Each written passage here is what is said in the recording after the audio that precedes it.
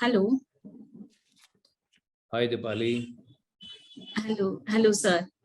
Very good evening to all participated and presented here. Namaskar. So stars shine at a night and some stars shine at a day and night.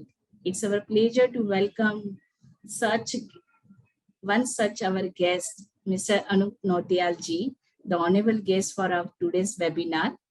So I would like to say a little bit brief about Anup ji. Anup Nautiyal ji, the founder of the Social Development Communities, the foundation is a prominent and a well-recognized community leader and social communicator in Uttarakhand. He has a vast experience of the working in the development, government and corporate sector. Anup ji is the brand ambassador for Dehradun for the government of India nationwide sanitation and cleanliness competition of Swachh Survekshan. He is a member of the several committees that deal with the development and the climate change issues in Uttarakhand. Anoop जी जो है वो हमारे लिए एक ऐसे प्रोलिफ communicators हैं जो काफी अलग अलग भाषाओं में अलग अलग मुद्दों पे जो है अपनी बात जो है वो रखते हैं. The social development and citizen participation in Uttarakhand. Anup ji has intense community orientation, successfully lead the free 108 medical emergency services in PPP mode for the government of Uttarakhand. He has distinct corporate background and held in the leadership positions of the country manager India for the iconic Swadesh global clothing company, H&M Hennes. He's also stepping into the non-profit sector. Anup is alumni of SRCC Delhi University and NIFT New Delhi. Here I would like to say about Anup ji, the essence of the great leadership is the influence but not authority. He's coming with this soul. And I would like to hear with this note, invite to Mr. Anup Nautiyal ji to taking the charge of this webinar and to start with his few words, and we'll again start with some questions. Anoop ji आप कुछ कहना चाहेंगे? आप कुछ audience के लिए? मैं तो यही कहूँगा, मैं सबसे पहले तो आपको थैंक्स बोलना चाहता हूँ ISPP को और आपको कि आप जो है इतनी प्रशंसा कर रही हैं, और तो उसके लिए बहुत बहुत आपका शुक्रिया, बहुत बहुत आपका आभार. और ऑफ कोर्स एक मेरे लिए तो बहुत बड़ा ऑनर है कि भाई ISPP तो एक आप लोगों का इतना अच्छा इंस्टीट्यूशन है, और जो लोग ISPP यानी Indian school of public policy से परिचित नहीं है, निश्चित तौर पर आने वाले समय में और कहीं अधिक लोगों को आपके संस्थान के बारे में मालूम पड़ेगा. तो जैसा मैंने कहा, ये मेरा सौभाग्य है कि आपने आज मुझे आमंत्रित किया है. और उसके अलावा मैं एक्चुअली ये देख रहा था अपने, क्योंकि हम जूम पे हैं, तो मैं देख रहा था भाई कितने लोगों ने हमें ज्वाइन किया है, और मैं देख सकता हूं कि आपके मेरे अलावा अभी 13 अटेंडीज हैं. तो मैं जो 13 के 13 हमारे साथी जुड़े हुए हैं, और उनमें से कुछ तो मेरे परिचित हैं, मैं उनके नाम से देख पा रहा हूँ, वो उत्तराखंड से ही हैं. तो मैं अपने सभी उत्तराखंड के साथियों को और उत्तराखंड के अलावा बाकी जितने साथी जो इस प्रोग्राम में जुड़े हैं और होपफुली आगे भी जुड़ेंगे, क्योंकि हमने अभी भी स्टार्ट किया है, तो मैं आप सभी को उत्तराखंड देहरादून से मैं आपको नमस्कार कहता हूं, और आपको धन्यवाद देना चाहता हूं कि आप इस महत्वपूर्ण परिचर्चा का हिस्सा बन रहे हैं, जिसपे ISPP की ये सोच थी कि भाई आज हम NGO सेक्टर के बारे में बात करें. तो मेरा थोड़ा बहुत सामाजिक क्षेत्र का थोड़ा बहुत अनुभव है, उसी को साझा करने के लिए आज मैं यहाँ पर उपस्थित हुआ हूँ. तो पुनः once again thank you very much Deepali ji कि आपने और ISPP ने मुझे इन्वाइट किया है. Thank you so much sir. Sir हमारा जो सवाल है आज के सब्जेक्ट के लिए, तो उसका एक है, how do you find NGO have been the part of the development journey of India. यानी आप इसको किस तरीके से जो है वो बताना चाहेंगे कि NGOs का रोल किस तरीके से रहा है या है. दीपाली, ये तो देखिए बहुत, मुझे लगता है बहुत बड़ा सवाल है ये, और आपका जो सवाल है मैं उसको अपने शब्दों में अगर रिफ्रेज करूं, आपने कहा कि भाई अगर हम देश का पूरा इतिहास देखें, जो कि पिछले 75 वर्षों का इतिहास है, तो उसमें NGO सेक्टर का क्या कंट्रीब्यूशन देश के विकास में रहा है या लोगों के विकास में रहा है, तमाम उसके अलग अलग पहलू हैं. तो जैसा हम सभी लोग जानते हैं कि हमारे देश को आज़ाद हुए 75 वर्ष हुए, और अगर हम खैर जब हमारा देश आज़ाद हुआ तो हम लोगों का तो उस समय जन्म नहीं हुआ था, लेकिन हमको पता है, हम सभी को पता है कि 1950, 1960, 1970 के दशक की जो प्राथमिकताएं थी, जो प्रायोरिटीज थी, वो ये बड़ी कॉमन सेंस की बात है कि आज के दौर में और उस दौर में एक जमीन आसमान का अंतर था। और अगर हम उस दौर की बात करें तो बड़ी स्वाभाविक बात है कि उस समय गरीबी तो खैर आज भी एक करोड़ों लोगों के लिए एक बड़ा ही उनकी लाइफ एंड डेथ का इश्यू है। लेकिन अगर हम चीज़ों को एक तुलनात्मक दृष्टिकोण से देखते हैं, चीज़ों को कंपेयर करते हैं, तो उस दशक में 1950, 60, 70 में एक कहीं बड़ी एक चुनौती थी। तो चाहे वो गरीबी की चुनौती हो, समस्या हो, भूखमरी की चुनौती या समस्या हो, और मैं आपको और जो हमारे साथी इस प्रोग्राम को देख रहे हैं, मैं उन्हें याद दिलाना चाहूँगा कि 1970 के दशक में एक बड़ी फेमस पिक्चर हुई थी जिसका नाम था रोटी कपड़ा और मकान। क्योंकि जो फिल्में होती हैं, वो जो फिल्म होती हैं, फिल्म भी उस जमाने के दौर को दिखाती हैं। तो ये भी स्वाभाविक बात है कि भाई उस दौर को वो फिल्म जो है चरितार्थ करती है, उसको प्रेजेंट करती है। तो आज तो हम कोई रोटी कपड़ा और मकान नाम की ना तो कोई फिल्म आ रही है ना आएगी, लेकिन उस समय वो फिल्म चली थी। तो ये एक छोटा सा एग्जाम्पल है। मैं वापस अगर आपके सवाल पर लौटूं तो 1970 के दशक में और हमारे देश में एक जो उसको एक मैं बहुत बड़ी एक मिसाल मानता हूं, जो विशेष तौर पर महिलाओं के उत्थान से जुड़ी हुई बात है, जिसको हम विमेन एम्पावरमेंट कहते हैं। तो जो सेल्फ हेल्प ग्रुप्स की जो पूरी अवधारणा है और सेवा नाम की संस्था जिसने 1970 के दशक में 50 साल पहले, 60 साल पहले, 50 साल पहले इसकी अलख जगाई थी, तो वो भी हमारे सामने एक उदाहरण है।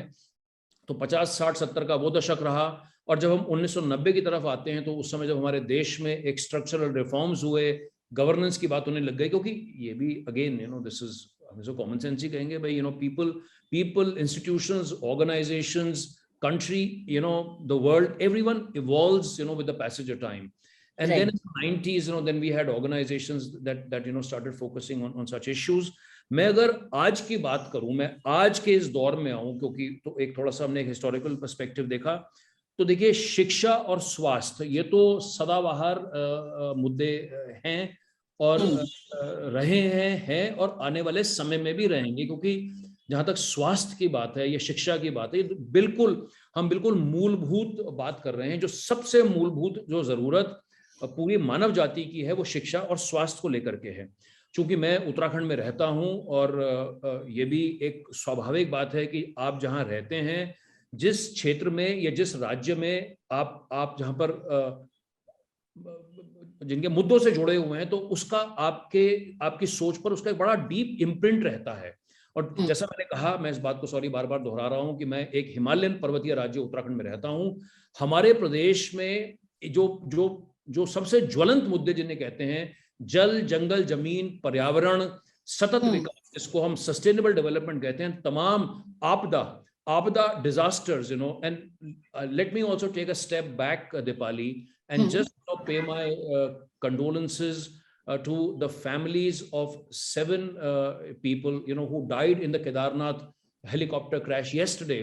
तो उत्तराखंड की एक ये भी एक अपने आप में एक बड़ा इश्यू है भाई, कि ये जो आपदाएं आती हैं, उसी के साथ में पानी जो है, और हम में से कुछ साथी जो मेरे साथ में भी जुड़े हुए हैं यहाँ पे हमारे साथ, वो पानी के क्षेत्र में काम करते हैं। कचरा, वेस्ट पिछले कुछ वर्षों में अपने आप में एक बड़ी भयंकर समस्या बनकर के निकली है। और आपके जो हमारे साथ में श्रोता हैं, पार्टिसिपेंट्स, उनके साथ में मैं एक डेटा पॉइंट शेयर करना चाहूंगा। आप लोगों को कांवड़ मेले के बारे में आपने Dipali, I hope I'm not taking a lot of time. Is it okay? No, you take it time. No problem, sir. आपको सुनना लोगों को अच्छा लगेगा। अरे चलिए, तो मैं एक्चुअली एक उदाहरण साझा कर रहा था। अभी हर 1 साल में हर सावन के महीने में कांवड़ का मेला होता है, और जो कांवड़ियां हैं, शिव भक्त हैं, वो हरिद्वार की पावन भूमि पर माँ गंगा के यहाँ पर वो गंगा जल लेने के लिए आते हैं। इस वर्ष 2022 की कांवड़ यात्रा में, क्योंकि 20 और 21 की कांवड़ यात्रा कोविड के प्रतिबंधों के कारण संचालित नहीं हुई थी, तो स्वयं सरकार ने हाई कोर्ट में ये एफिडेविट देकर के एक किसी PIL में ये जानकारी दी है कि हमारे राज्य में 3,88,00,000 श्रद्धालु उस 15 दिन की अवधि में आए। अब आप कल्पना कर सकते हैं, 3,88,00,000, लगभग 4 करोड़ उत्तराखंड की जनसंख्या, पूरे राज्य उत्तराखंड की जनसंख्या 1.25 करोड़, 1,30,00,000 के आसपास है।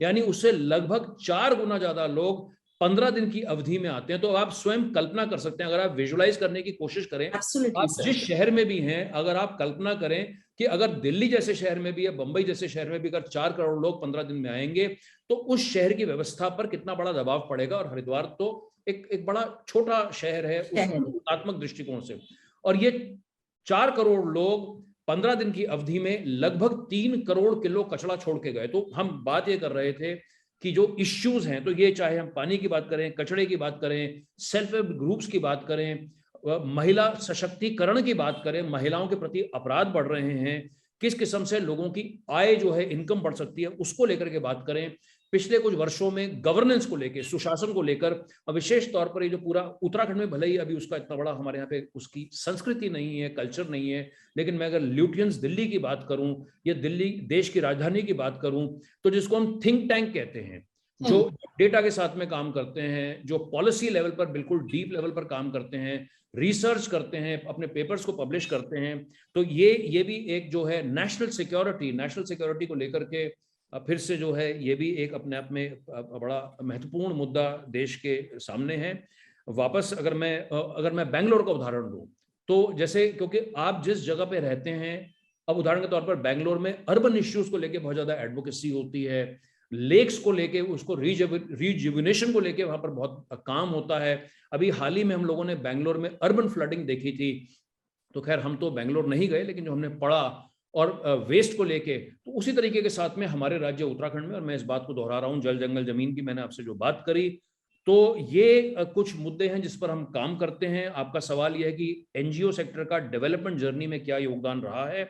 मेरा अपना ये मानना है कि एनजीओ सेक्टर का, ये जो सामाजिक संस्थाएं हैं, सामाजिक संस्थाएं और सामाजिक लोग, दीपाली मैं यहाँ पर ये भी बात करना चाहूंगा कि मैं अपनी बात को सिर्फ एनजीओ तक, देखिए एनजीओ सीमित नहीं रखना चाहते हैं, लेकिन मैं वहां तक सीमित नहीं रखना चाहता। जो सामाजिक लोग भी हैं, जो लोग कहीं ना कहीं पर सामाजिक सरोकारों से जुड़े हुए हैं, ये तमाम लोग जो है हमारे उस डिस्कोर्स को, हमारे समाज को एनरिच करते हैं।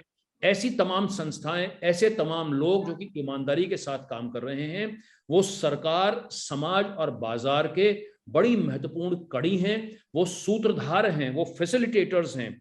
और एनजीओ जो होता है, जो एक जो अच्छे एनजीओ काम करते हैं, वो मैं उनको कहता हूँ, मेरे अपने शब्द हैं कि भाई वो they are very good platforms for very honest conversations, very open conversations. क्योंकि जब तक हमारा एक बड़ा ईमानदार संवाद हमारे बीच में नहीं होगा, तब तक हम जो है प्रगति पर आगे नहीं बढ़ पाएंगे। तो एनजीओ वो प्लेटफॉर्म भी जो है, मुझे लगता है वो प्रोवाइड करते हैं। कई सारे जो, जिसको हम न्यू एज एनजीओस कह सकते हैं, क्योंकि बहुत सारे लोग जो कॉर्पोरेट सेक्टर में हैं, मैं स्वयं एक ज़माने में कॉर्पोरेट सेक्टर से जुड़ा हुआ था, तो अब तो खैर बहुत साल हो गए उस बात को, लेकिन बहुत सारे लोग जो कि कॉर्पोरेट सेक्टर की रैट रेस से एक किस्म से फैटीग हो जाते हैं, वो ये चाहते हैं कि जो उनका स्किल सेट है, जो उन्होंने इतने सालों में सीखा है, उसे वो कैसे चैनलाइज कर सकते हैं सोशल सेक्टर की तरफ। तो ये भी एक ट्रेंड हम लोगों ने देखा है, तो उसके कारण जो है प्रोफेशनलिज्म सेक्टर में आया है। और एक और जो बड़ा, जिसको मैं एक पॉजिटिव बात पर मैं उसकी अपनी बात को मैं यहाँ पे समाप्त करूंगा, कि ये जो और उसकी मैं प्रशंसा करता हूँ उस मॉडल की, कि जो for profit socially driven enterprises, क्योंकि पैसे की, और इसको भी लेके हम शायद चर्चा करेंगे, फंडिंग और पैसे की एक बहुत बड़ी चुनौती जो है वो एनजीओ सेक्टर के लिए है। तो ये एक चिंता भी है, चुनौती भी है, लेकिन इस परिप्रेक्ष्य में इस किस्म की जो ऑर्गेनाइजेशन सामने जो आई हैं, जो कि सोशली ड्रिवन है बट प्रॉफिट मोटिव, तो वो मुझे लगता है एक अच्छा मॉडल है। तो इस तरीके से मैं पिछले कुछ समय का एक दौर इसको मैं महसूस करता हूँ। थैंक यू अनुप जी। हमारे जैसे जो काफी अभी उभरते हुए लीडर्स है, उनके लिए रोटी कपड़ा मकान ये वाली मूवी से जो अपने एग्जाम्पल्स देके चीजें बात एक समझाने की जो एक आपका प्रयास रहा, वो काफी इम्पोर्टेंट रहा कि आज हम किस तरीके के फिल्मी दुनिया से जुड़े हुए और किस तरीके से हम सामाजिक मुद्दों को वहां पे ढूंढते और किस तरीके से हम उसको रिप्रेजेंट करके जो है उन्हीं मुद्दों को लेके आगे बढ़ते। इसी के साथ जो है हमारा दूसरा सवाल है अनुप जी की, हम सब जानते हैं कि एनजीओ जो है वो एक तरीके का एजेंट, चेंज एजेंट के रूप में, जो जैसे आपने कहा कि एक प्लेटफॉर्म है जो काफी ऑनेस्ट है, या एक संवाद करने के लिए जो है लोगों के लिए जो एक जरिया है, जो सरकार के साथ या समाज के अन्य गुटों के साथ जो है पहुंचाने का काम करता है। तो ये जो चेंज एजेंट है, ये अलग अलग रूप में हम देखते हैं, या तो वो मॉडरेटर्स रहते हैं, या तो वो थिंक टैंक के तरीके से पॉलिसी लेवल पे कुछ बदलाव लाने के लिए जो एक डेटा मोबिलाइज करना या डेटा कलेक्ट करने का काम करते हैं, या अलग इनडायरेक्टली भी कंट्रीब्यूट करते हैं कि कैपेसिटी बिल्ड करते हैं सिस्टम के, समुदाय के, ताकि वो टूवर्ड्स जो है वो कलेक्टिव जो एक सोशल वेलफेयर की बात जो है वो समझ सके। तो उसको लेके आपका अनुभव कुछ ठोस रूप से आप बताना चाहेंगे और हम सुनना चाहेंगे। दीपाली, मैं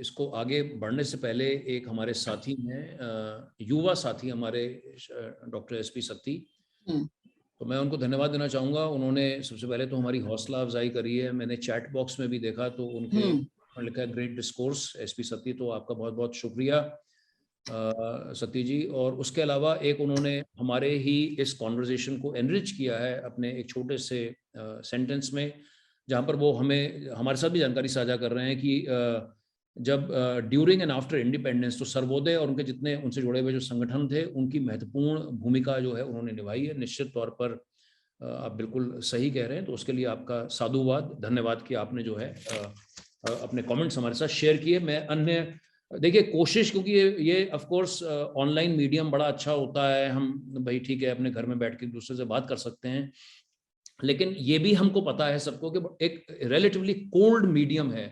तो मुझे बड़ी खुशी होगी कि अगर आपके जैसे अभी सती जी ने कुछ कमेंट किए, आप लोग भी कुछ कमेंट करें चैट में तो अच्छा लगेगा।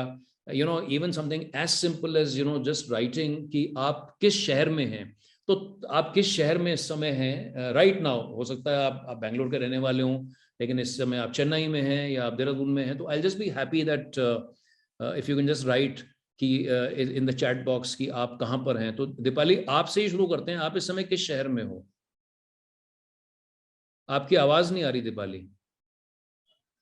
मैं मुंबई शहर से बोल रही हूँ सर। अच्छा, आप मुंबई से बोल रहे हैं, तो देखिए आपने तो बता दिया, लेकिन हमारे जो बाकी 16 लोग हैं वो बड़े शर्मीले हैं, अभी तक किसी ने बताया भी नहीं है कि वो किस शहर में है। तो आई जस्ट होप कि उन तक मेरी जो है आवाज़ पहुंची है और वो हमें बताएंगे कि वो किस शहर में इस समय हम लोगों को सुन रहे हैं। तो शांतनु, अच्छा नहीं, Shantanu Singh chats are disabled, but can you, Satti ji कह रहे हैं मैं रानी चौरी टिहरी में हूं, बट अगर आप चैट में आप if you just write on the chat which city are you in, that is good. जैसे भी सत्ती जी ने लिखा कि मैं रानी चौरी टिहरी में हूं, तो Shantanu, perhaps if you want to just mention which whatever city or town you are in right now or the country. Thanks Shantanu for letting us know। तो शांतनु हमारे साथ में गुरुग्राम से जुड़े हैं, बाकी लोग भी अगर कुछ लिखें तो हमें मालूम पड़ेगा, है ना। तो रिक्वेस्ट है कि अपनी जितनी भी पार्टिसिपेंट्स है, प्रेजेंटर है, वो जल्द से जल्द लिखे, क्योंकि हमको अनूप जी को बहुत सारे मुद्दों को लेके और भी सवाल पूछने हैं, तो हम उनका जो है वो समय और ले सकेंगे अगर उनको ये बातें पता चले कि हम कितने वेरियस स्पेसेस से जो है वो रीच आउट करने की कोशिश कर रहे हैं उन तक। चलो, but Deepali thanks, we are getting, so thanks Rahul. तो we have see Rahul Gupta, chat is disabled, वो कह रहे हैं I am from Sonipat city, currently in Jind city. Thanks Rahul for joining in. और शांतनु इज इन गुरुग्राम। ज्योति वो कह रही है chat is disabled sir, so posting in Q&A। I have joined from Delhi, thank you. So thank you Jyoti so much for joining इन। तो आप लोग इसी में ही कर दीजिए। देयर सेइंग अच्छा चैट जो है ना दीपाली, वो डिसेबल्ड हो रखा है। So I'll check with the ISPP team. So your colleagues in the sort of backend team, they can just open the chat. Otherwise, please use the Q&A section and just type over there. So thank you so much, Mr. Vutu Kuru, for joining in from Guntur city, Andhra Pradesh. Wonderful. Joined from Nepal, Saraswati. Wonderful. Chats are disabled. I'm joining from Patna. Chandigarh se bhi join kar rahe hain. Delhi. I'm Murari and joining from Jaipur. So this is beautiful, This is so nice. Thank you so much for all of you joining in. आप सभी देश के अलग अलग हिस्सों से जो है हमारे साथ में जुड़े हैं, मुझे इस बात की बड़ी खुशी है। अरे हमारे एक दोस्त राजेंद्र रावत जो हैं वो देवप्रयाग से जुड़े हैं, और अगर मैं गलत नहीं बोल रहा, राजेंद्र रावत मेरे पुराने साथी हैं 108 से, तो आप भी ये लिख दीजिएगा कि आप 108 में ही थे। Rishabh has joined us from Basti, Uttar Pradesh. Thank you so much. तो आगे बढ़ते हैं। दीपाली, जो आपका क्वेश्चन था कि भाई मेरा क्या अनुभव रहा है एनजीओ का, देखिए मैं एक बात करना चाहूंगा। मैं कोविड से बात शुरू करता हूं, कोविड काल से मैं बात शुरू करता हूं, और ये फिर से मैं अपने आंसर को थोड़ा और एनलार्ज कर रहा हूँ, मैं सिर्फ एनजीओ की बात नहीं कर रहा, मैं एनजीओ या जो सामाजिक लोग हैं, सामाजिक संस्थाएं हैं, तो देखिए हम सब ने उस समय कोविड काल में देखा कि किस तरीके के साथ में लोगों ने बिल्कुल आगे बढ़ चढ़कर हिस्सेदारी करी और अपना योगदान दिया। तो ये बात नहीं है भाई किसी ने इतना किया किसी ने इतना किया, बात वो नहीं है, लेकिन लाखों करोड़ों लोगों ने हमारे देश में और दुनिया में अन्य लोगों की सहायता करी। जिस समय कोविड काल प्रारंभ हुआ उस समय कितने सारे लोगों ने चाहे खाने के माध्यम से, चाहे मेडिसिन के माध्यम से, ट्रांसपोर्ट के माध्यम से मदद करी थी। उसके बाद में जब दूसरा दौर, दूसरा चरण, सेकंड फेज आया था जो कि और ज्यादा लीथल था, उस समय आपको भी याद होगा दीपाली, सभी को याद होगा कि कितने सारे thousands, maybe whatever, thousands and thousands of WhatsApp groups were formed, on our this thing. लोगों ने बेड, ब्लड, मेडिसिन, इंफॉर्मेशन तमाम तरीके के साथ में मदद करी थी। और मैं अगर अपनी छोटी सी संस्था की बात करूं, अगर अपने पर्सनल एक्सपीरियंस की बात करूं, क्योंकि हम लोगों का छोटा सा जो फोकस है वो सिटीजन एंगेजमेंट या सिटीजन कम्युनिकेशन में रहता है, तो हम लोगों ने भी अपने स्तर से थोड़ा सा प्रयास किया था, क्योंकि कोविड काल में एक इंफॉर्मेशन ओवरलोड था। और हमें अपने अनुभव से पता है कि जब भी कोई आपदा आती है, जब भी कोई डिजास्टर आता है, और इनफैक्ट मेरी एक सोच भी रहती है, मैं कई मंचों से इस बात को बोलता भी हूं कि हमारी सरकारों, उसको हम संवादहीनता ही कहेंगे, कि हमारी सरकारों को आपदा के समय, वैसे तो 24 हमेशा ही सरकारों को जो उनका जन संवाद है, उनका कम्युनिकेशन है, उनको अपने लेवल को लिफ्ट करने की आवश्यकता है, अपलिफ्ट करने की आवश्यकता है। लेकिन विशेष तौर पर जब कभी कोई आपदा आती है तो सरकारों को और सजग और सतर्क और संवेदनशील और तेज होने की जरूरत है। और यहां पर भी मेरे सामने दीपाली एक और बड़ा रीसेंट एग्जाम्पल याद आ रहा है, जिसको मैं उत्तराखंड के संदर्भ में ही साझा करना चाहूंगा। दुर्भाग्यवश 2 अक्टूबर को हमारे प्रदेश में उत्तरकाशी में, आपको पता होगा इस समय, अभी जब NIM का एक दल अभी जब वो ऊपर अपनी एडवांस ट्रेनिंग के लिए द्रौपदी के डांडा पहाड़ पर गया, तो वहां पर उस एवलांच में 29 लोगों की दुर्भाग्यवश मृत्यु हुई। अब ये एक देखिए, इससे बड़ा कोई डिजास्टर नहीं आ सकता कि आपके परिवार में, आप अपने परिवार में किसी को खो देते हैं। तो अब ये तो ठीक है, देखिए बहुत बड़ा दुर्भाग्य है कि जिनको जाना था वो तो चले गए, लेकिन उस समय जो हमारी पूरी सूचना का तंत्र है, हम उस समय जो लोग उस समय, क्योंकि all that they need is information and they need some comfort. So to come back to my answer and to come back to your question and to come back to what we did, हमारा ये छोटा सा प्रयास था कि उस information overload को हम सिंप्लीफाई करके किस तरीके से उत्तराखंड के कॉन्टेक्स्ट में, उत्तराखंड के संदर्भ में यहाँ पर लोगों के साथ में साझा कर पाए। तो ये कुछ अनुभव मेरे रहे, चूंकि आपका सवाल मेरे अपने व्यक्तिगत अनुभवों से है। और इसी बात को आगे बढ़ाते हुए मैं ये फील करता हूँ कि सरकारों का जो प्रयास है दीपाली, बार बार जो है एक बात सिटीजन एंगेजमेंट को लेके होती है। तो गवर्नमेंट कई सारे पॉलिसी पेपर्स में भी, और आपके साथ में अगर आपके ISPP के या लोक नीति के जो आपके जो प्रोग्राम्स हैं, 2 आपके प्रोग्राम्स हैं, अगर उसके भी कोई पार्टिसिपेंट जुड़े हुए हैं जिन्होंने उसको कंप्लीट किया है या वर्तमान में स्टूडेंट्स हैं, तो वो भी पढ़ेंगे, देखेंगे, सुनेंगे कि बार बार सिटीजन एंगेजमेंट की बात होती है। लेकिन मैं अगर अपने उत्तराखंड के एक्सपीरियंस और एग्जाम्पल की बात करूं तो मैं फील करता हूं कि उसमें निरंतरता नहीं है, और कहीं ना कहीं सरकारों को उस पर भी काम करने की आवश्यकता है। मेरा अपना अनुभव मुझे ये बताता है, और मैं देखता भी हूँ, उस बात को महसूस करता हूँ कि बहुत सारे लोग, और ये कम संख्या नहीं है, बहुत सारे लोग एक्चुअली कंट्रीब्यूट करना चाहते हैं, वो अपना समय देना चाहते हैं, उनकी कोई अपेक्षा नहीं है, उन्हें पैसे की भी आवश्यकता नहीं है। हम सबको पता है कि इस समय बहुत सारे लोग 60 साल की उम्र में रिटायर हो जाते हैं, बहुत सारे लोग उससे पहले भी रिटायर हो जाते हैं। So they also want to contribute, but that bandwidth is limited. So in fact, also from a policy standpoint, I also want to leave you, and your colleagues with this one thought, that how can we absorb this capacity, and let's call it idle capacity, or not even idle, let's call it available. So on the one hand, we have this available capacity.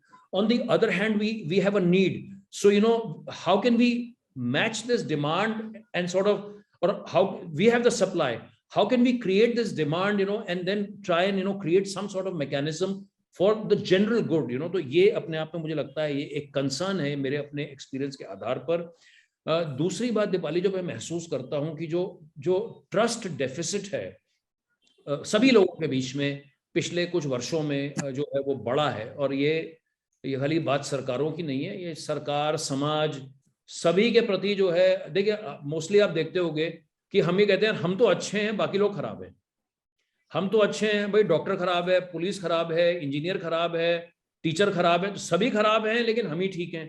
तो ये तो संभव नहीं है। देखिए सभी profession में अच्छे लोग भी होते हैं, सभी प्रोफेशन में खराब लोग होते हैं, लेकिन इसका खामियाजा ये है कि एक बड़ा पूरे, अगर मैं हम सोसाइटी की बात करें तो सोसाइटी में जो ट्रस्ट डेफिसिट जो है वो मैं महसूस करता हूँ वो बड़ा है। तो ये अब इसको लेकर के एनजीओ सेक्टर क्या रोल प्ले कर सकता है एक पॉलिसी स्टैंड पॉइंट से, हमने शुरू में बात करी एक फैसिलिटेटर बनने की, एक सूत्रधार बनने की, इसको लेकर के क्या काम हो सकता है, ये भी अपने आप सर में। इसी से रिलेटेड है हमारा नेक्स्ट सवाल, जो आपने हमारा सवाल ये था कि क्या फ्यूचर्स रहेगा एनजीओज के लिए, क्या ट्रांसफॉर्मेशन रोल में एनजीओ रह सकता है, जो आपकी इन बातों से आ रहा है कि जो इतना सोशल ह्यूमन रिसोर्स है हमारा, जो लोग अलग अलग उम्र में, अलग अलग दायरों में या अलग अलग स्टेजेस में जो है कंट्रीब्यूट करना चाहते हैं, उसको एनजीओ किस तरीके से जो है सरकारी नीतियों में ला सकता है या वो प्लेटफॉर्म में ला सकता है, वो डेफिनेटली एक जो मुझे समझ में आ रहा है। बट एक जो बात आपके एक कॉन्वर्सेशन से, एक संवाद से हमको समझ में आ रही थी कि अभी के लिए आर्थिक परिस्थिति जो है एनजीओज की या जो फंडिंग है वो थोड़ा कंसर्न्स का एरिया है, और उन सारी चीजों को ध्यान में रखते हुए भी आप इसको किस तरीके से बताना चाहेंगे कि क्या फ्यूचर्स है इस सेक्टर्स का आने वाले दिनों में, कहाँ जो है एक ट्रांसफॉर्मेटिव रोल में जो है एनजीओज रह सकती है, या चीज ऐसे कोई की फैक्टर्स है या की मुद्दे जिसपे एनजीओज काम कर सकती है जो हमको दिख रहा है, तो अगर आप उस पर थोड़ा सा लाइट डाल सकें। So Dipali, see, I think the list is endless, and Right. NGOs also evolve with time, that we all know. So, and of course, people, organizations, everyone adapts. फिर से जो है, अगर मैं उत्तराखंड की बात करूं, मैं I hope that is fine with you and with जो हमारे साथ में जुड़े हुए हैं, so I can localize my so instead of talking some theoretical stuff, better I talk about the practical stuff which is happening here on ground. तो अगर हम उत्तराखंड के, मैं देखिए दो हिस्सों में अपनी बात को रखूंगा कि वर्तमान में क्या है और भविष्य में मैं क्या महसूस करता हूं। तो हमने so we are talking about the present, so the question is कि भाई कौन से सेक्टर्स हैं। अगेन थोड़ा सा मेरा रेपिटेशन ये है, भाई जल, जंगल, जमीन की हमने बात करी, पर्यावरण की बात करी, दीज आर सदाबहार issues for Uttarakhand because of our Himalayan terrain. Education, water, health, again these are sort of big issues.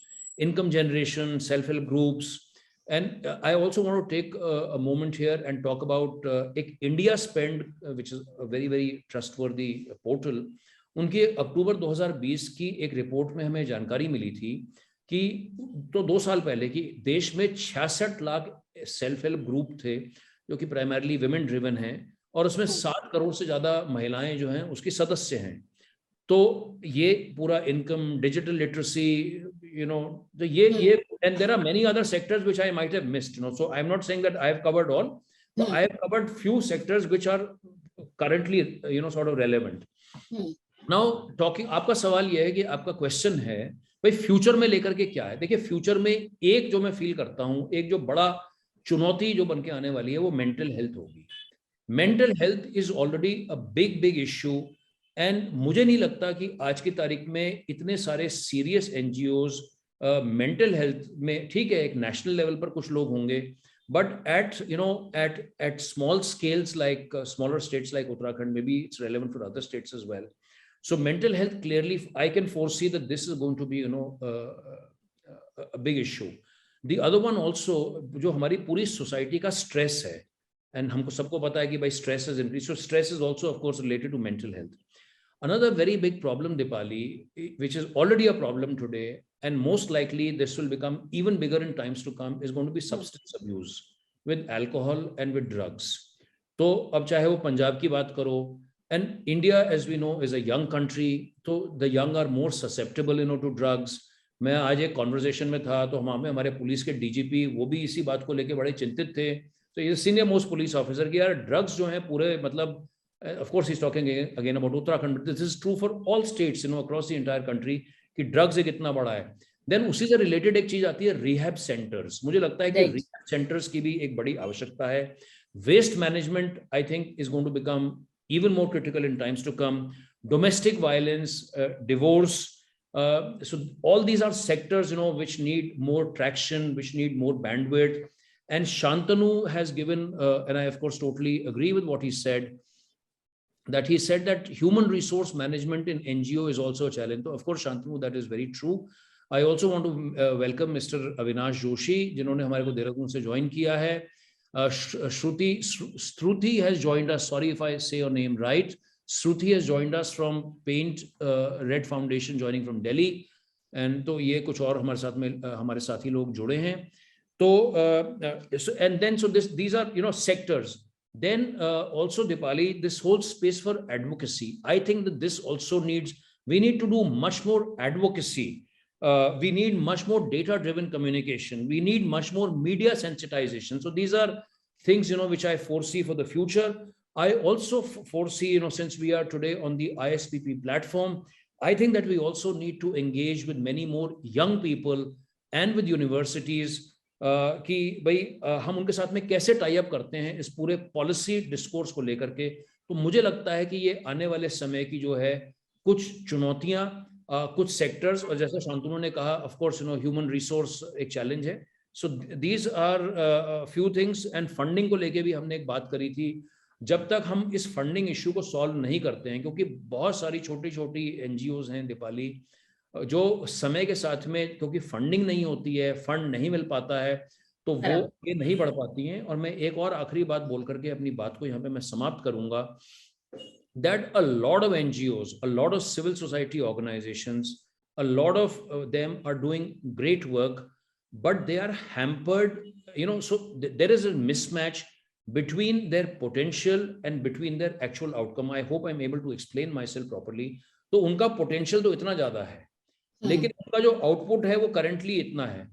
तो आई थिंक अगेन ये गवर्नमेंट की यहाँ पे जिम्मेदारी बनती है, और इवन कॉर्पोरेट्स और large funders like may be if I just take some name Dasra और अदर्स, कि भाई आप इनको भी आइडेंटिफाई करिए, and we should really try and go for scale 10x 20x 30x 40x 50. So is there a way, is there a possibility? Now how do we strengthen these NGOs? How do we strengthen these civil society organizations that if they are doing 1x today, how can they do 10x? So I think that a lot of work needs to happen in this sector from a futuristic perspective. Anoop ji, बहुत बहुत धन्यवाद. आपने काफी अच्छे से चीजें बताई कि क्या स्कोप है और जो आज की परिस्थिति है कि हम जिस दौर से सब लोग गुजर रहे हैं. So how mental health is a important aspect for the to sustain as a human being. वैसे उस कॉन्टेक्स्ट में ये बहुत जरूरी लग रहा है. इसी के साथ हम आगे के पड़ाव में जाते वक्त हमको एक जो लग रहा है, और अगर आप जानते हैं कि आईएसपीपी जो है पब्लिक पॉलिसी कोर्स जो है वो रन कर रहा है, जहाँ पे पब्लिक पॉलिसी मेकर्स को जो है हम डेवलप कर रहे हैं, एज ए इंडिविजुअल जो है हम उनको स्ट्रेंथन कर रहे हैं.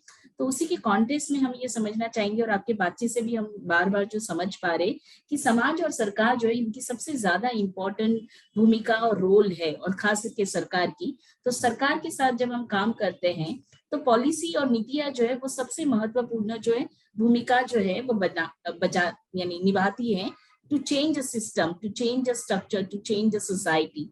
तो उस कॉन्टेक्स्ट में आप ये बता सकेंगे हमको कि पब्लिक पॉलिसी प्रोफेशनल जो है वो किस तरीके से एक रोल अदा कर सकते, एक रोल को जो है वो कंट्रीब्यूट कर सकते हैं एनजीओस के कॉन्टेक्स्ट में, कि एनजीओस की कैपेसिटी बिल्ड करने के लिए या साथ साथ सरकार के साथ और नीतियां बनाने के लिए, जहां पे सोशल वेलबींग काफी इंपॉर्टेंट एजेंडा रहे कलेक्टिव.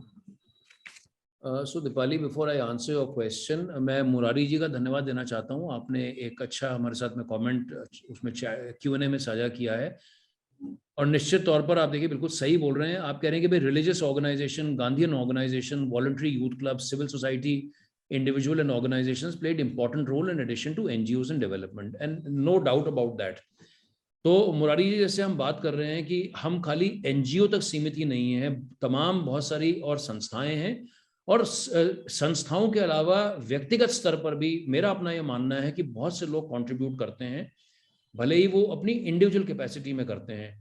और हम उत्तराखंड में भी देखते हैं, क्योंकि एक आपको खैर पता ही है उत्तराखंड को लेकर के, चाहे वो हरिद्वार की बात करें, ऋषिकेश की बात करें, अपने पर्वतों में बात करें, तो बहुत सारी ऐसी धार्मिक संस्थाएं हैं जिनका एक बहुत बड़ा योगदान हमारे समाज में है, चैरिटेबल उसमें है, एजुकेशन में है, तो ऐसे हमारे सामने बहुत सारे एग्जाम्पल्स हैं। दीपाली, मैं आपके सवाल पर लौटता हूं, और जो आपका सवाल ये है कि भाई जो जो यंगस्टर्स हैं पॉलिसी स्पेस में वो क्या कर सकते हैं, कैसे कंट्रीब्यूट कर सकते हैं गवर्नमेंट के पॉइंट ऑफ व्यू से, एनजीओ सेक्टर में। तो देखिए, पॉलिसी जो है बड़ा ही एक इम्पॉर्टेंट एलिमेंट और कंपोनेंट हमारे पूरे गवर्नेंस का है। अब पॉलिसी का डिजाइन कैसे हो, कोई पॉलिसी का डिजाइन कैसे करते हैं? अब मैं तो दीपाली, मैं एक step again, I'll take a step back and wear a bigger hat and just share with you and share with all our friends who are there. भाई, उत्तराखंड के राज्य गठन को 20-22 साल हो गए, तो अब ये भी एक हमारा एक लोकल इश्यू, यहाँ लोकल इश्यू और स्टेट इश्यू ये है कि उत्तराखंड की क्या पॉलिसी होनी चाहिए। हम पिछले 20 साल में अपने राज्य की एक ओवर आर्चिंग ही पॉलिसी का मतलब ये कि भाई what is ultimately a policy? A policy is essentially a written set of document which guides the vision and the direction and the mission of a state. So should Uttarakhand be an Urja Pradesh?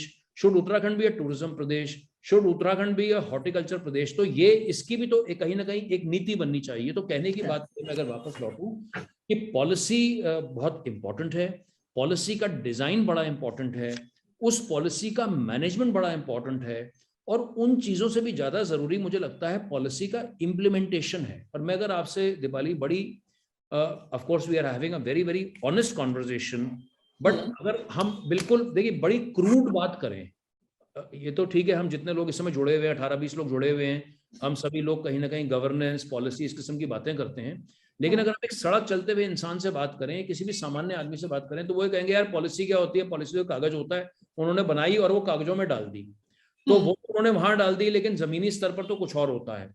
तो ये मुझे लगता है कहीं ना कहीं जितने हमारे बर्डिंग पॉलिसी मेकर्स हैं जो आईएसपीपी के साथ में भी जुड़े हुए, क्योंकि मैं आपको बिल्कुल प्रैक्टिकल बात बता रहा हूँ, तो ये हमें उस पॉलिसी की क्रेडिबिलिटी को भी एनहेंस करना है।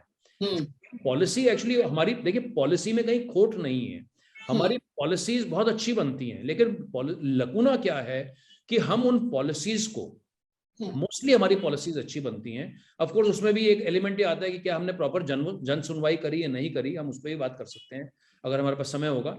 लेकिन for the time being if we say कि भाई हमारे पास पॉलिसीज हैं, हमारे पास पर्याप्त पॉलिसीज हैं, लेकिन हम उन पॉलिसीज के साथ में पीपल को नहीं जोड़ पाते, हम पीपल इश्यूज को नहीं जोड़ पाते, हमको वो कनेक्ट करना है। तो ये कहीं ना कहीं जो आपके पॉलिसी के स्टूडेंट्स हैं, ये उनकी जिम्मेदारी भी बनती है, और सरकार की जिम्मेदारी बनती है कि उस पॉलिसी का लिंकेज प्रॉपरली इंडस्ट्री के साथ करें, सोसाइटी के साथ करें, बिजनेसेस के साथ करें। मेरी तो एक ये भी अपेक्षा रहेगी कि जो हमारी जो सरकारें हैं वो बार बार अपने कम्युनिकेशन में पॉलिसी का जिक्र करें। उदाहरण के तौर पर Deepali, it's a wish, is it possible for Uttarakhand or for any state, whether it is Karnataka or AP or Telangana or Kerala or wherever, so I don't know if it's there, is it possible to list down all the policies on a website? Can we have a website www.policyuk.com?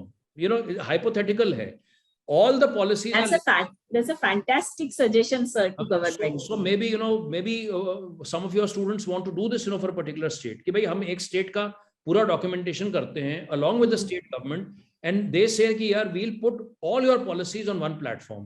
If you have 242 policies, we'll put all 242 policies over there and the latest version.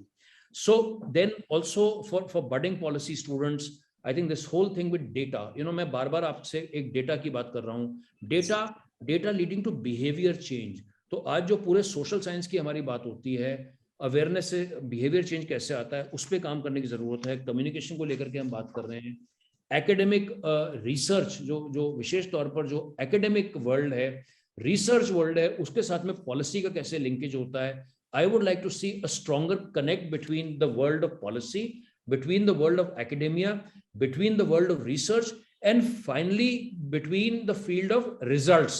तो ये this should not only remain an esoteric domain only, but ये कहते हैं ना कि ये जो policy to practice, और अब आप उसको कुछ भी बोल लीजिए, रिसर्च टू रिजल्ट, वो उसका बेसिकली जमीन पर उसको क्रियान्वित होते हुए कहीं ना कहीं दिखाई देना चाहिए। तो ये कुछ चीजें हैं, और आप लोग इतना शानदार काम पूरे देश में कर रहे हैं, आईएसपीपी और लोक नीति की जो आप लोगों की पहल है, तो मैं तो उससे बड़ा प्रभावित हूँ और मुझे बड़ी खुशी होती है कि आप जो है मुझे कभी कभी इन्वाइट करते हैं अपने प्रोग्राम्स में। तो मैं अगर अपनी बात को यहाँ पर समराइज करूँ, क्योंकि हम 7:30 बजे से बात कर रहे हैं, हमें 40 मिनट से ज़्यादा हो गए बात करते हुए, तो मैं यही कहूँगा कि आप लोग बहुत अच्छा काम कर रहे हैं और ये पूरा जो पॉलिसी डिस्कोर्स है, ये जो इस किस्म के संवाद हैं, ये निरंतर होते रहने चाहिए। एनजीओ सेक्टर का एक बड़ा महत्वपूर्ण योगदान देश के और समाज के उत्थान में है, तो इस पर भी चिंतन मनन होना चाहिए, विमर्श होना चाहिए कि हम अपने एनजीओ सेक्टर को और कैसे मजबूत कर सकें, उस नींव को और कैसे मजबूत कर सकें, ताकि वो वाली जो हमारी नींव है, वो जो हमारी कड़ी है, वो सरकार, समाज और बाजार में और एक मजबूती भी लाए और लोगों के जीवन स्तर को जो है वो बेहतर कर पाए, और लोगों को गरीबी के स्तर से ऊपर उठा पाए, उनको उससे बाहर निकाल पाए, और लोगों के जीवन में, क्योंकि अल्टीमेटली यही तो है भाई, the humanity should become more prosperous, society should become more equitable, the country and the world at large should move towards these noble call them goals or missions or values.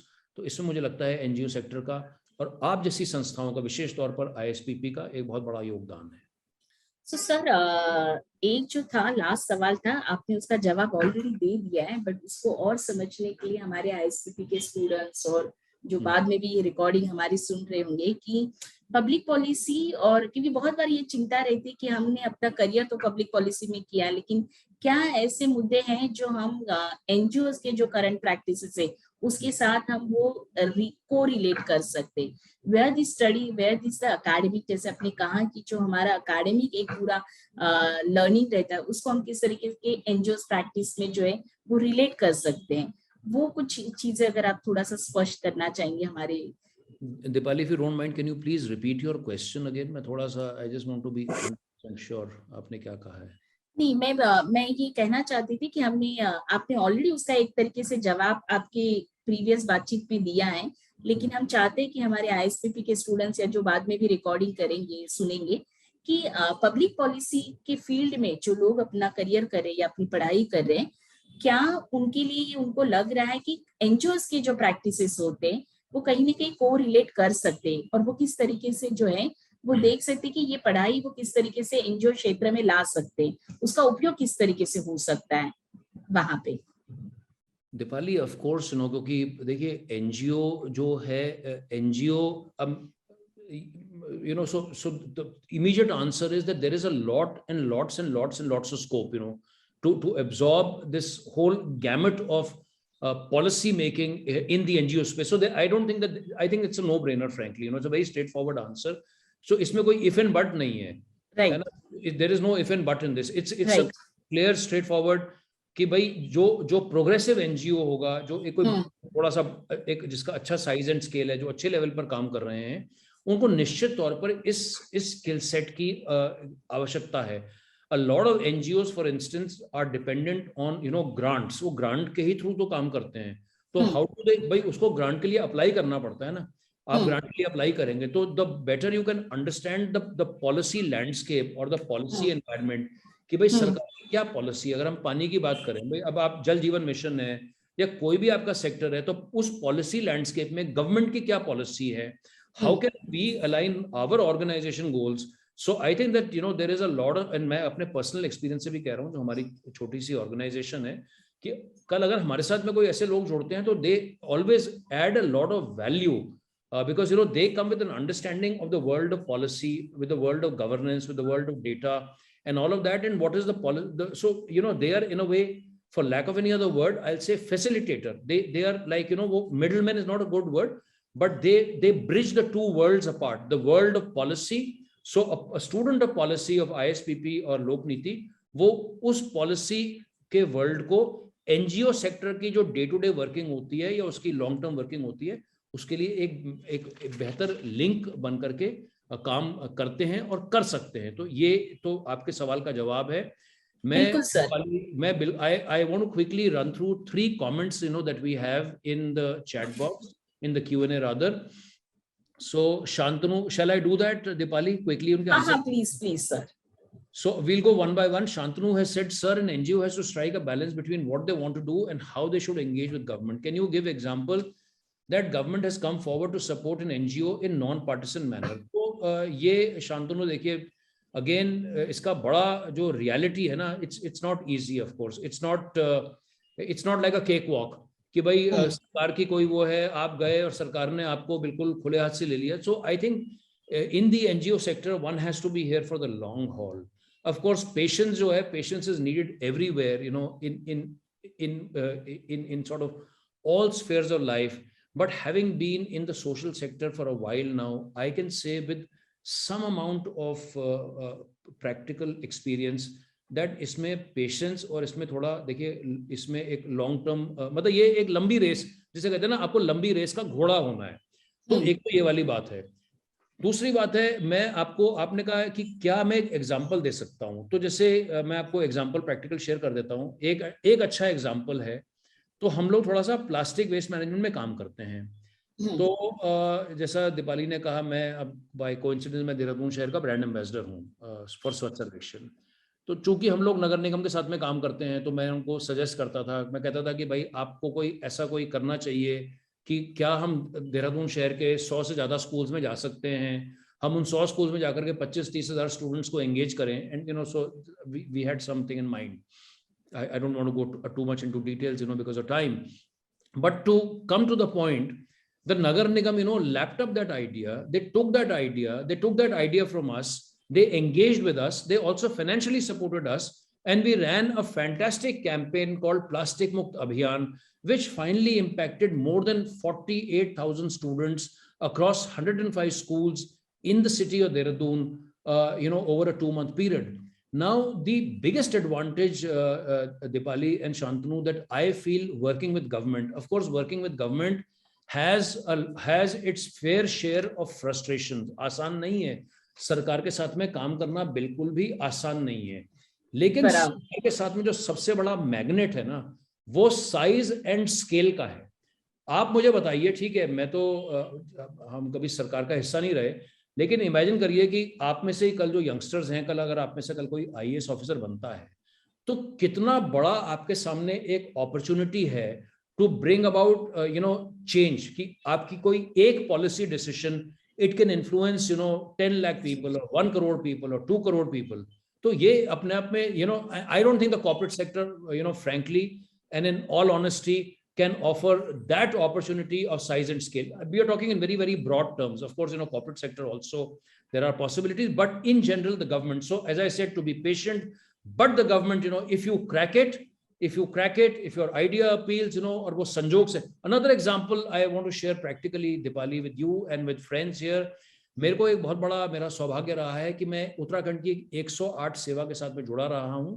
मुझे उसका नेतृत्व करने का सौभाग्य प्राप्त हुआ है. मैंने लगभग 1000 लोगों की टीम के साथ में पब्लिक हेल्थ में उत्तराखंड में काम किया. Now imagine an ordinary person like me who had no experience, you know, of public health, coming and getting engaged with a project, or you know, with not even a project, it's still running, जहां पर आप 1 करोड़ से ज्यादा लोगों की मदद कर सकते हैं. तो ये मेरा आपको आंसर रहेगा, Shantanu. If you have any other questions, मैं अपना I'll write my email ID also, you can engage with me.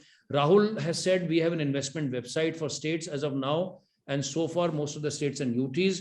Your suggestion to have policies at one place is really an amazing demand and wish, and I believe very nice, Rahul. I'm glad that you know you have one good takeaway. आप इस पे जरूर काम कीजिएगा. We can be in touch. और मुरारी जी के मैं धन्यवाद देना चाहता हूँ. वो कह रहे हैं यूथ, और ये बिल्कुल सही आप बात कह रहे हैं कि यूथ यही हमारा फ्यूचर एजेंडा हो सकता है sir. Youth are retracting from agriculture without alternative. इसमें ये अपने आप में एक बहुत बड़ा इशू है. I fully agree with you.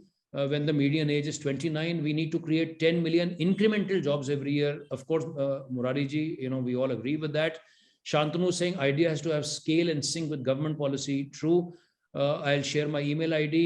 Kerala Shastra Sahitya Parishad experience with literacy movement, and very good. So I think, you know, we have taken a lot of time, and right. 50 minutes have gone. So very quickly, let me type my email ID, Dipali, and और also ये कर सकते हैं, मैं हमारे attendants को बताना चाहूंगी कि हम ISPP को रिक्वेस्ट कर सकते हैं, जिन्होंने भी अपने आप को रजिस्टर किया था, वो अनूप सर की जो डिटेल्स है, कॉन्टैक्ट डिटेल जो है, वो सबको शेयर कर सकते हैं. सो जिन्होंने अभी अटेंड नहीं किया है, उनके लिए भी वो डिटेल्स अवेलेबल रहेंगे. तो मेरा आप ये कर दीजिएगा, डिटेल्स दे दीजिएगा, क्योंकि मेरे को ना वो चैट में वो मिल नहीं रहा है answer. We will share, sir. We will share with the मैंने registered शांतनु को तो कर दिया है मैंने ना, but Yeah, we will. Share, otherwise my email ID is very simple. My name is Anoop, ANOOP, it's not ANUP, ANOOP dot NAU, T for Turkey, NAUTIYAL @gmail.com. Okay. आप सारे लोग निश्चित रहिए, हम ISPP से जो है आपको अनूप सर के कॉन्टैक्ट डिटेल जो है ईमेल आईडी शेयर कर देंगे. तो ओके सो यहाँ पे मैं आप सबका धन्यवाद करना चाहती हूँ. Thank you so much for attending this webinar and really appreciating कि आपने 1 घंटा आपका समय जो है हमारे लिए दिया, और ये इसीलिए दिया क्योंकि आप चाहते हैं कि इस क्षेत्र में जो है आप एक तरीके से अपनी भूमिका को जो है वो बेहतर बना सके.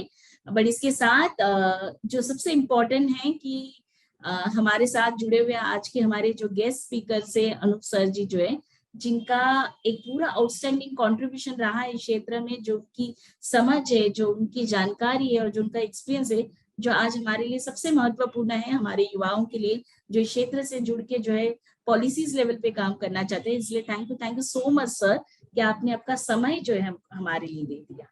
So before, thanks Dipali for having me, and before I go, just as a matter of courtesy, today is what date? I think आज 19 तारीख है आज. Yes sir. तो 5 दिन के बाद में दीपावली है, and I think we should wish everyone a very very happy Diwali. Yes. And yeah, so just be good and really एक जो भी आप लोग इतना देर सुनते रहे, तो thank you so much for that, and I wish you all great luck, for all of you Thank who you, are sir. there to make a career, and also for you Dipali, all of you, and your young colleagues you, at sir. SPP, and my very very best wishes. And if and when you come to Uttarakhand, get in touch, let us engage, and let us try and do some good work together. Sure sir. Thank you so. Good luck. God bless you. Good luck. Thank you.